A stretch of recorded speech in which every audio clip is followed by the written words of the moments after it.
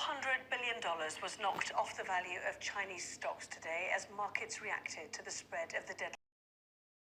China has introduced even more draconian measures to contain the outbreak and accused the United States of causing panic in the way it has responded. Back in the UK, the Health Secretary told the Commons that while countries were coordinating efforts to deal with the crisis, the virus will be around for several months yet. While the number of coronavirus cases worldwide has now risen to almost 17,500, the vast majority of those infected are in mainland China. In the past 24 hours, the country has reported 57 more deaths, meaning 361 people have died since the outbreak in Wuhan last month. That means the coronavirus has now exceeded the SARS outbreak in the early 2000s, where 349 people died from the virus in mainland China. Outside China, then, the virus has spread to at least 26 other countries, with more than 150 confirmed cases of the virus and one death, too, in the Philippines.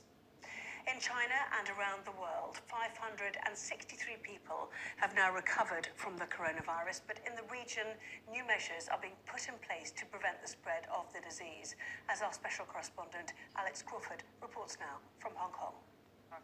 The first look inside the Wuhan... Alex Crawford reports now from Hong Kong.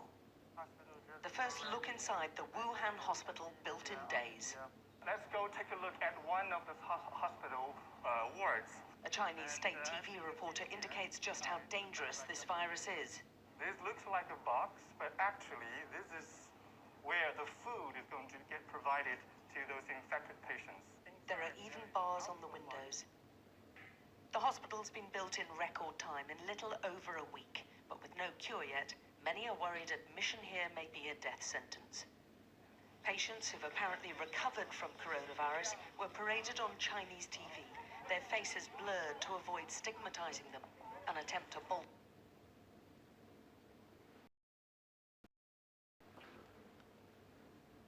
Recovered from coronavirus were paraded on Chinese TV, their faces blurred to avoid stigmatizing them, an attempt to bolster public confidence, even as the numbers of dead outstrip those in the SARS outbreak.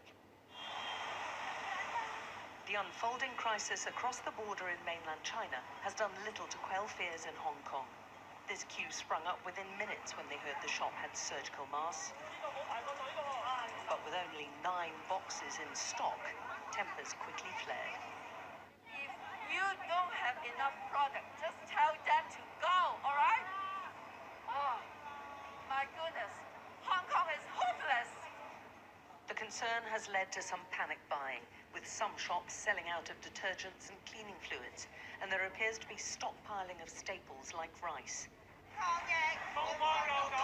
Seal the borders and save Hong Kong, they're shouting. Health workers took the unprecedented step of going on strike, demanding all links with mainland China be severed to stop the spread of the virus. We don't even know how many people are infected in mainland China. And we know that there's possible human-to-human transmission.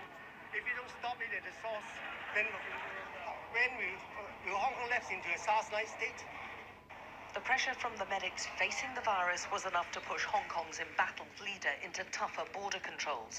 We are channeling all cross-border traffic into these 2 cross-border control points. And because of the inconvenience that we have caused to people as a result, so the numbers will come down. That still may not be enough to assuage Hong Kong doubts about Beijing's handling of this crisis.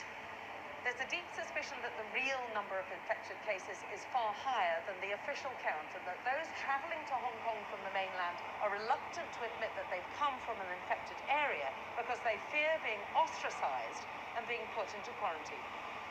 The coronavirus has still not shown exactly how virulent or deadly it can be, but so far it's marching across the world faster than the different countries can contain it.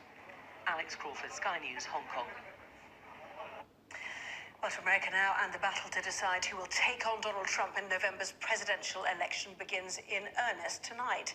The Iowa caucuses are the first event held by Democrats that will eventually see a crowded field of potentials whittled down to just one. Our U.S. correspondent Cordelia Lynch is in Iowa's state capital, Des Moines. Cordelia.